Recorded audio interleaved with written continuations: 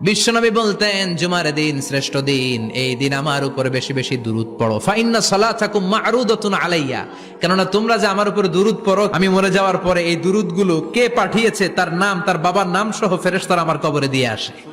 সাহাবারা বললেন, ইয়া রাসূলুল্লাহ কাইফা সালাতুনা মা'রুদাতুন আলাইক, আপনি মরে যাওয়ার পরে আমাদের দুরূদ কেমন করে আপনি দেখবেন? ওয়াকাদ আরিমতা, আপনি তো পচে গলে মাটির সাথে মিশে যাবেন।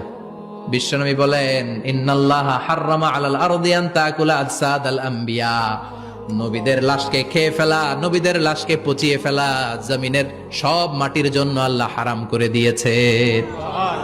নবীদের লাশ পচে না, নবীদের লাশ গলে না।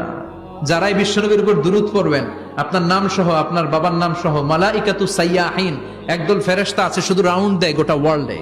কারা বিশ্বনবীর উপর দুরূদ পড়েছে, এই দুরূদ নিয়ে, এই নাম নিয়ে বিশ্বনবীর কবরে তারা পৌঁছে দেয়। চিল্লায় পড়েন আল্লাহু আকবার।